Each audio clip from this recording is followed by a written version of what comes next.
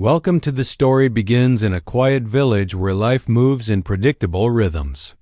To the outside world, it is a place of order and tradition, where families live side by side, sharing both joys and sorrows.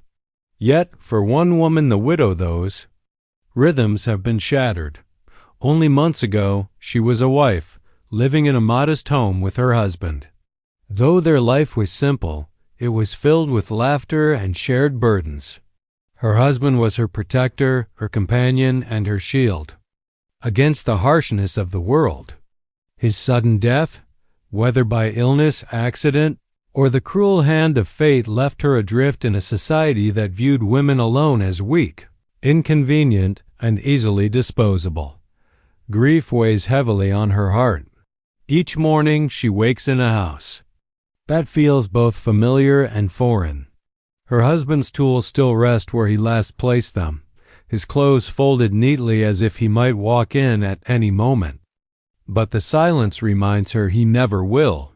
Loneliness presses against her chest, and with it comes fear. In her culture, a widow is not often seen as a figure of respect or sympathy.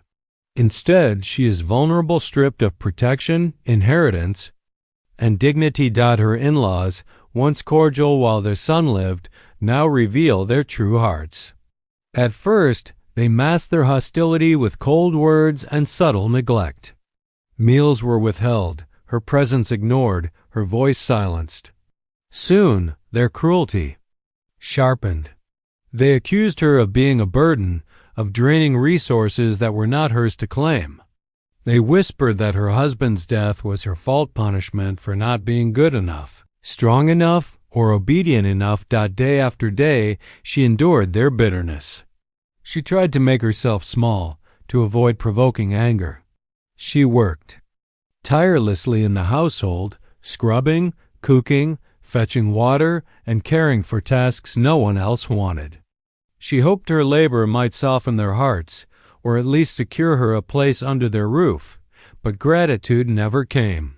Instead, resentment grew. Nights were the worst. In the silence of darkness, the widow would cry softly, clutching the memory of her husband. Sleep eluded her, for fear that at any moment her in-laws might turn from cruelty in words to cruelty in hands. Her body grew thin, her spirit weary, but she held on to a fragile thread of hope that perhaps one day her pain might ease, that someone might see her suffering and extend kindness. Yet, in the eyes of her in-laws, she was already marked. A widow, without property, without sons, without wealth, what value could she hold? To them, she was nothing but a reminder of loss and a mouth they did not wish to feed. They muttered among themselves that it would be better if she were gone altogether, leaving them unburdened. And so her struggle deepened. What had once been a home became a prison. Every word spoken to her dripped with venom. Every look was laced with contempt. The walls that should have sheltered her instead echoed with threats and disdain. She tried to maintain her dignity, to carry herself with quiet strength, but the blows of cruelty, though not always physical, were relentless. Still, beneath the suffering, there lingered a flame of resilience. She remembered her husband's gentle words, the way he once told her she was stronger than she knew. That memory, faint though it was, kept her from collapsing completely into despair. She endured, not because she believed her in-laws would change, but because a part of her still longed for life beyond their cruelty. Little did she know, her suffering would soon reach its breaking point, forcing her onto a path that would change not only her fate, but the fate of a small, lonely child who would look into her brokenness and whisper a plea that would echo for years to come. "Please be my mama." As the days stretched into weeks, the widow's quiet suffering became unbearable. What began as neglect soon twisted into open hostility. Her in-laws no longer pretended to tolerate her presence. Their words turned sharper, their actions more deliberate, as though each cruelty was a test to see how much she could endure before she finally broke. The household, Once a place she had helped to tend with love, now felt like a battlefield. Her husband's mother, once cordial, now treated her as a trespasser. She would sneer at the widow when she passed by, muttering curses under her breath. If the widow prepared food, it was criticized as tasteless or wasteful. If she washed clothes, she was accused of scrubbing too hard, wearing out the fabric. Nothing she did was right, and soon she was forbidden from doing anything at all. The widow's father-in-law was no kinder. His silence was heavy, cold, and cruel. Where once he had spoken with authority but some measure of respect, now he looked at her with disdain, as though she were a stray animal dragging dirt into his home. He seldom raised his voice, but his disapproval was constant, and in a household where silence held as much weight as shouting, his judgment stung like a lash-dot. Then there were the brothers-in-law, young men emboldened by their parents' scorn. They mocked the widow openly. They called her a curse, a bringer of bad luck. They laughed at her tears and told her she should have thrown herself into her husband's grave instead of lingering like a shadow. Their cruelty was careless at first, but soon it grew bolder, more dangerous. They shoved her as she passed, knocked bowls from her hands, and once even spat in her food so she would not dare to eat it. The widow tried to resist despair. She clung to the memory of her husband, whispering prayers into the night. But the hostility around her pressed harder each day. Her body weakened from hunger, meals were rationed, and often she was left to go without. Her clothes, once mended carefully, now hung in tatters. She bore scratches and bruises that she concealed, knowing that to speak of them would only invite more violence.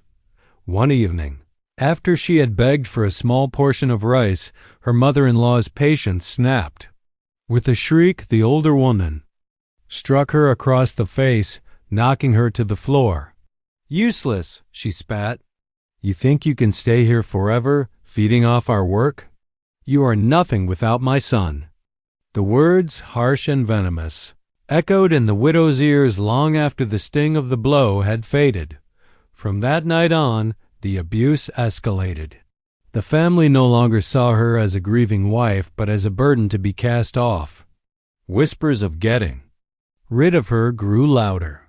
She overheard them plotting in the dark corners of the home, their voices low but not low enough to hide their intent. Her heart pounded with fear, for she knew what they meant. The breaking point came one stormy night. Rain lashed against the roof as her brothers-in-law dragged her out into the courtyard. Their faces were twisted with drunken rage, their words slurred with cruelty. They accused her of being cursed, of bringing misfortune into their household, of stealing food that did not belong to her. She cried out, begged them to stop, but her pleas only fueled their anger. Blows rained down upon her until she collapsed onto the muddy ground, her body bruised and broken. When she did not rise, they left her there, battered and trembling, the storm soaking her through. They muttered that if she survived the night, it was fate's decision, not theirs. To them, she was already dead. And so, the widow lay alone, her body trembling with pain, her spirit flickering like a candle in the wind. Every breath was a battle. Her heart whispered of despair, but somewhere deep inside, a fragile spark of life still clung to her. She did not know that in the days to come, this cruel night would set into motion an encounter that would alter the course of her destiny, and the destiny of a child whose innocent plea would change everything. The storm that had raged through the night left the village drenched and weary. Puddles pooled in the dirt paths, roofs dripped with steady streams of water, and the air was heavy with the scent of wet earth. As the sun broke through the clouds, timid and pale, life in the village slowly resumed. But not everyone returned to the rhythm of daily chores. For one little girl, the morning would bring something she could never forget. She was no more than 7 years old, a frail figure with wide, searching eyes.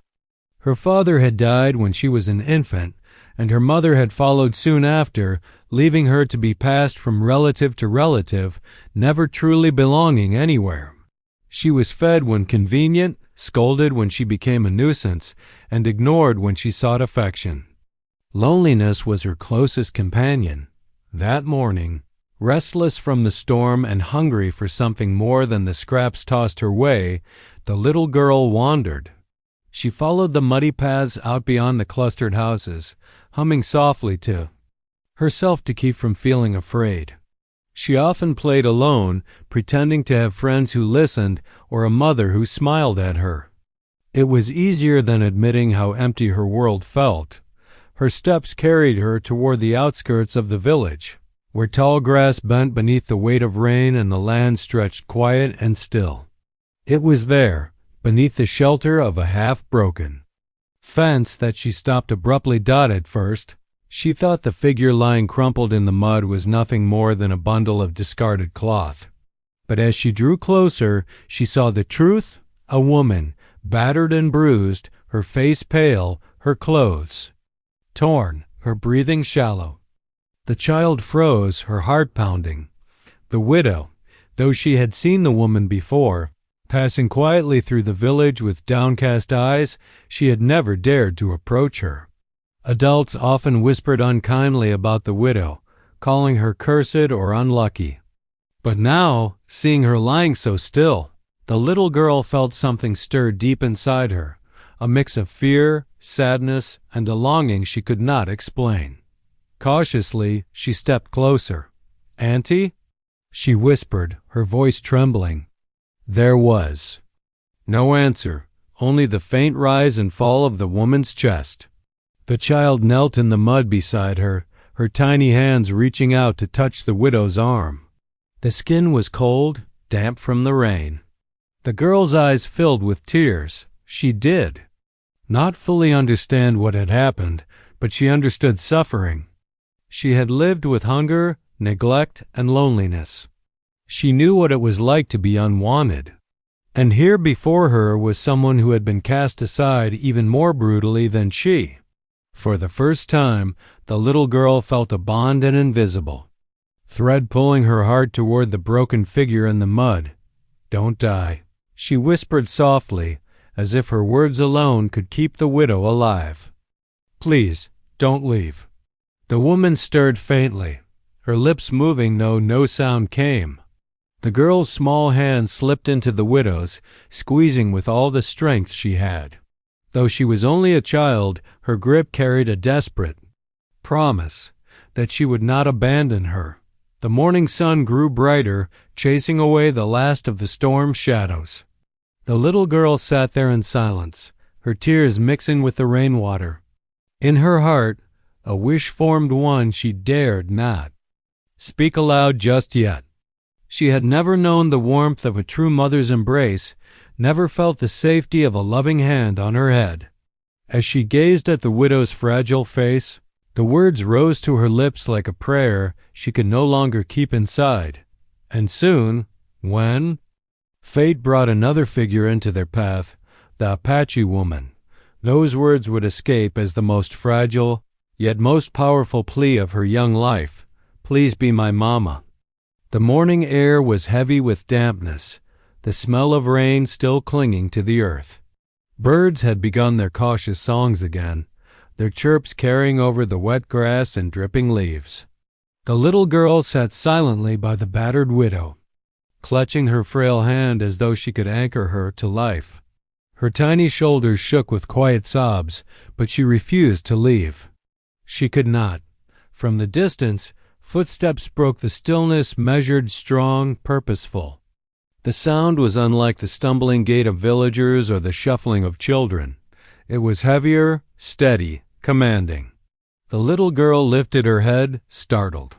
Emerging from the mist was a tall figure, wrapped in garments that bore the marks of the Apache. Her dark braids swung gently with each step, her face stern yet calm, her eyes sharp as a hawk's. The girl's breath caught in her throat. She had seen Apache before, always at a distance, always spoken of with caution and suspicion by the villagers. Some said they were fierce, untamed, dangerous. Others whispered of their wisdom, their strength, and their deep bond with the land. but to a child as small and lonely as she, the approaching woman seemed like a figure out of legend, strong, powerful, and entirely otherworldly. The Apache woman paused when she saw the scene before her, the child kneeling in the mud, her small hand gripping the hand of a woman beaten nearly to death. Her expression shifted not with surprise, but with recognition. She had seen suffering before, carried it on her own shoulders, watched it written in the faces of her people. And here it was again, laid bare in the form of a broken widow and a weeping child. The little girl instinctively shrank back, though she did not let go of the widow's hand. Her wide eyes searched the Apache woman's face for cruelty, for the coldness she was accustomed to seeing in adults. But instead, she found something unexpected, strength wrapped in compassion, power tempered by a quiet sorrow. The Apache woman knelt slowly, lowering herself so her gaze met the child's. Her voice, when she spoke, was low and steady, like the rumble of distant thunder. "You are not alone, little one." The girl's lips trembled. She wanted to speak but could not at first. Her throat was tight with unshed tears, her chest aching with the weight of everything she had never dared to ask. At last she whispered, "She's hurt. She won't wake up." The Apache woman's eyes softened. Gently, she reached out and brushed a strand of wet hair from the widow's face. Her touch was careful, reverent, as though honoring a life that had been trampled but not yet extinguished. She checked the woman's breathing, the faint but steady pulse. Relief flickered across her features, faint but real. The girl, watching closely, felt something stir in her heart. Here was someone who did not recoil from the widow, who did not sneer or curse her for being weak. Instead, she saw in the Apache's calm presence a kind of protection she had never known. It was then, in that fragile moment, that the girl's longing overcame her fear. Her voice, barely more than a whisper, escaped into the morning air. "Please, be my mama." The words hung between them, trembling like a thread spun from her soul. The Apache woman's eyes widened slightly, not in shock but in the gravity of what she had just heard. Children did not ask such things lightly. This was no whim. It was a plea born of emptiness, of longing, of desperate hope. The Apache woman studied the girl, the bruised widow beside her, and the mud-stained earth that bore witness to cruelty. Something deep within her stirred, a calling she could not ignore. She did not yet speak her answer, but her silence was not rejection. Instead, she laid a hand gently upon the girl's shoulder, steadying her trembling frame, and in that quiet touch, the child felt the first spark of belonging. The sun rose higher, breaking through the last of the storm clouds. The world seemed to hold its breath, waiting to see how fate would weave these three lives together. The air was hushed, as if the world itself paused to listen. Raindrops still clung to the grass, glimmering under the soft light of the morning sun. The little girl sat close to the widow, her small hand wrapped tightly around the woman's limp fingers, unwilling to let go. Beside her knelt the Apache woman, a pillar of calm strength. The silence grew heavy, pressing on the child's chest. Her heart pounded in her ears, her throat thick with words she had never spoken before. For as long as she could remember, she had been without a true mother. Relatives had taken her in, but none had offered love. She had been fed scraps, hushed when she cried, scolded when she lingered too close. She had yearned for warmth, for tenderness, but had learned to bury those longings deep. Yet here now, with the battered widow slipping in and out of consciousness, and the Apache woman's steady presence filling the space, the little girl's longing rose to the surface like a flood that could no longer be contained. She leaned forward, her lips trembling near the stranger's ear, and whispered the words that had lived unspoken in her heart for so long. "Please, be my mama." The words were fragile, softer than the breeze, yet they carried the weight. of 1,000 unshed tears. They were not spoken lightly, nor were they the idle fancy of a child. They were a plea born from loneliness, from aching emptiness, from a desperate need for love and safety. The Apache woman's breath caught her. Sharp, strong features softened as her eyes widened with a rare vulnerability. In that moment, she saw more than a child. She saw herself years ago, a girl who had once longed for comfort in a world that offered only hardship. She felt the echo of her own losses, the faces of those she had buried, the scars of battle she had endured. The child's plea was not foreign to her. It was a reflection of her own heart. The widow stirred faintly, her chest rising with a rattling breath. Her eyelids fluttered open, though her vision was clouded. She turned her head weakly toward the child, hearing only fragments of the whispered words. Her cracked lips moved, though her voice was barely audible. "My little one," she rasped. Her hand trembled as she tried to squeeze the girl's fingers. "Don't be afraid." Tears spilled down the girl's cheeks as she pressed her forehead against the widow's hand. "I don't want to be alone anymore," she whispered, half to the widow, half to the Apache woman. The widow's eyes, though fading, softened with something like peace. In her final strength, she looked toward the Apache woman. There was no need for words. Her gaze carried a silent plea. "Take her. Protect her. Give her the love I no longer can." The Apache woman bowed her head, acknowledging the unspoken request. She reached out and laid her hand gently on the widow's chest, a gesture of respect, and then turned her gaze back to the child. Her voice, low and steady, carried both strength and tenderness. "You are not alone anymore," she said. The girl lifted her tear-streaked face, searching the woman's eyes for truth. And in those eyes she saw no mockery, no cruelty, no dismissal, only the fierce promise of someone who had endured hardship and chosen compassion in the face of it.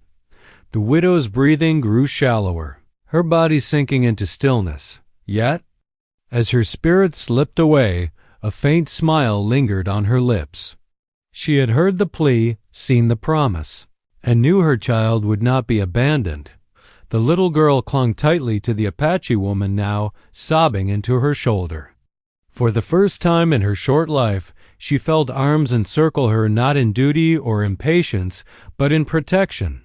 The whispered plea had been heard, and though the path ahead would be filled with challenges, a bond had been forged, fragile, new, but unbreakable. And as the sun broke free from the clouds, casting golden light over the damp earth, it seemed to bless the moment, a new beginning born from heartbreak.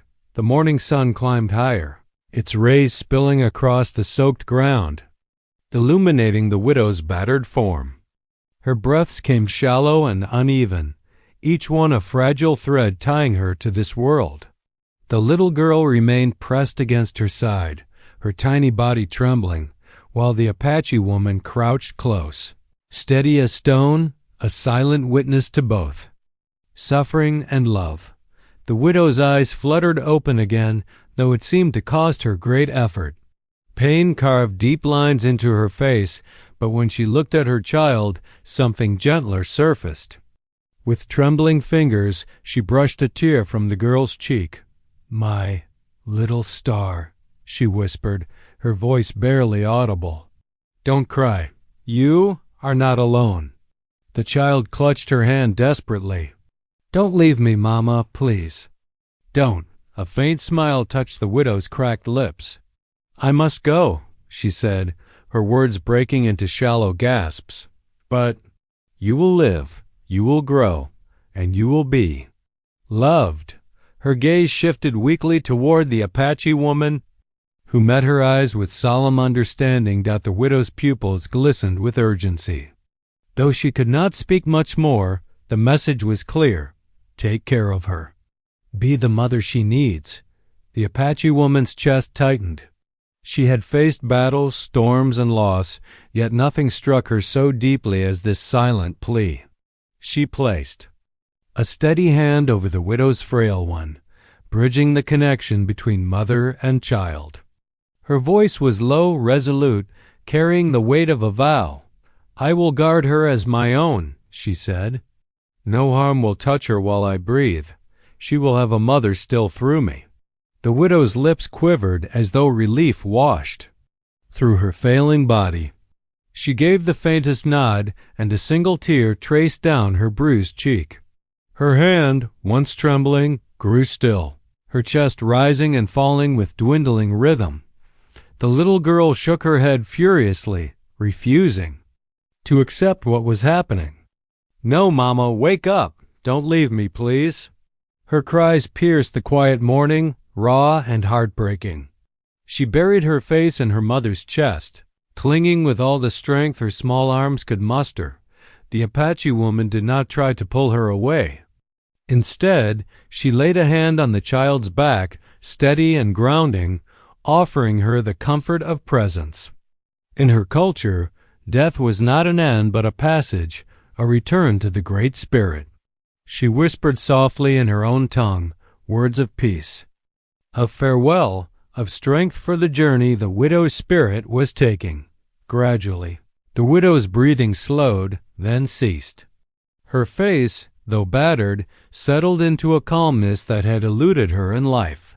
The little girl sobbed harder, her body shaking violently. The world seemed cruel, stealing from her the only parent she had left. But amidst her grief, the Apache woman's vow lingered in the air like a sacred thread binding them together. The child's whispered plea had not gone unanswered. At last, when the girl's sobs softened into hiccups of exhaustion, the Apache woman lifted her gently into her arms.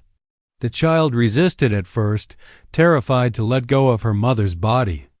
But the woman held her firmly, murmuring words she did not fully understand but could feel, words that wrapped around her like a promise. "You are mine now," the Apache woman said softly in the child's ear. "I will not leave you. I swear it." The girl, worn from grief, buried her face against the woman's shoulder. Her small hands clung to the fabric of her garment, not with fear, but with desperate hope. For the first time, she felt that perhaps her plea had been answered.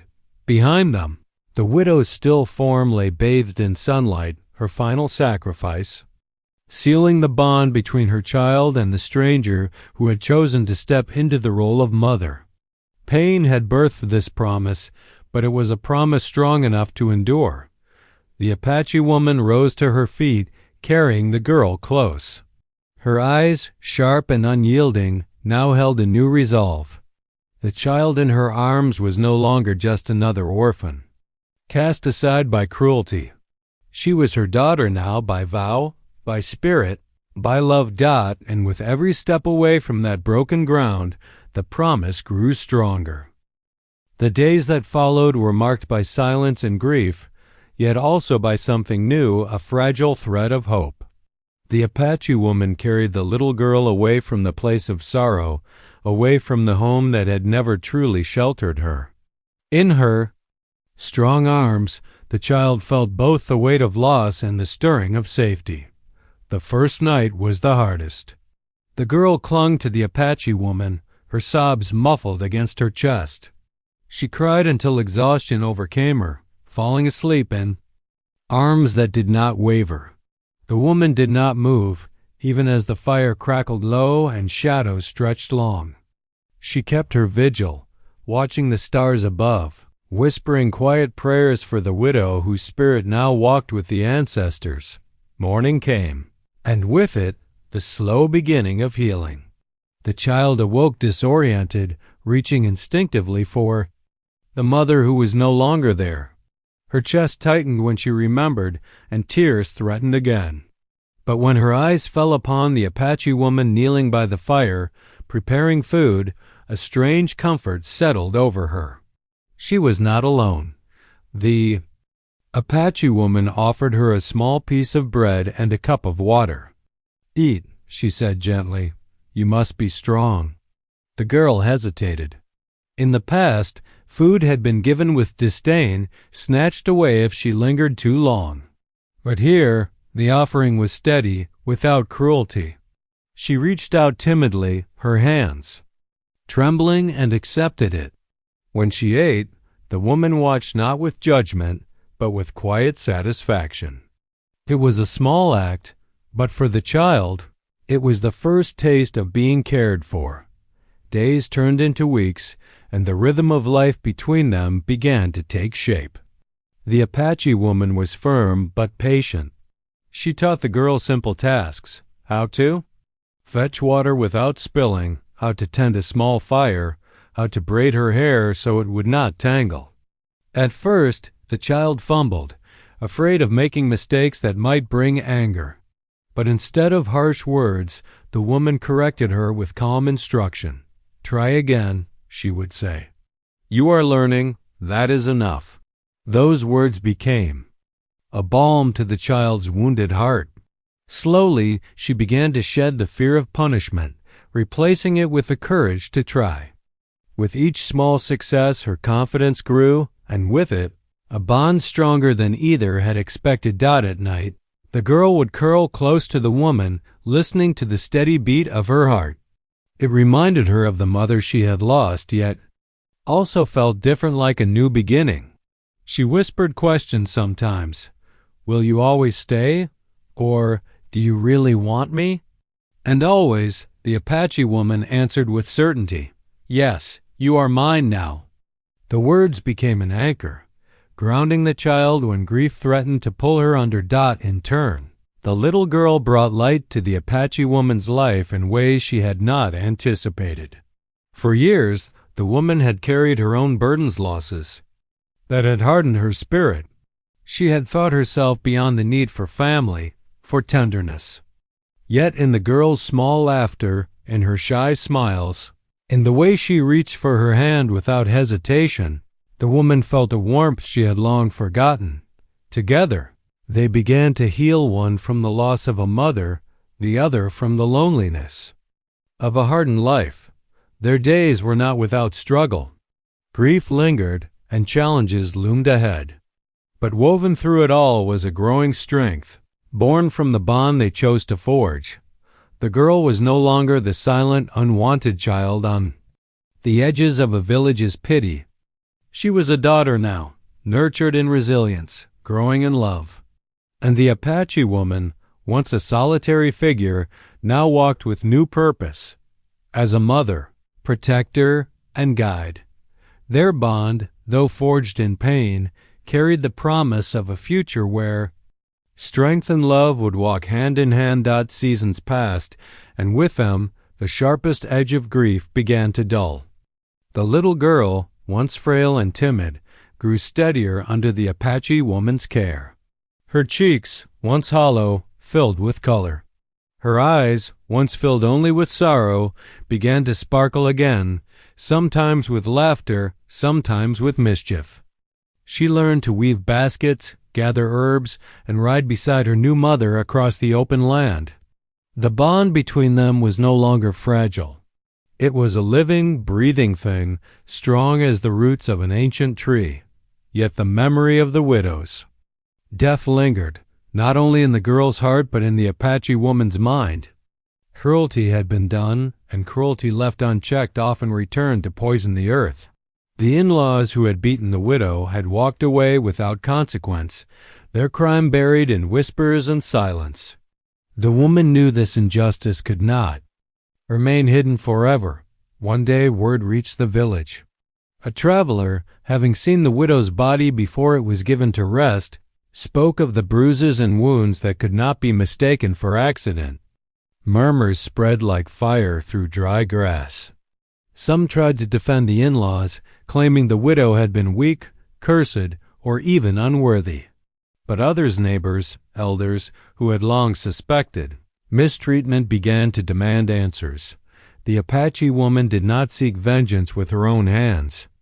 That was not her way. Instead, she carried the truth with quiet dignity, allowing the voices of the people to rise. When questioned, she spoke clearly. She had found the widow broken, her body beaten, her spirit fading. And though she spared no cruelty in her description, her words were steady, unshaken. The elders called upon the in-laws. At first, they denied everything.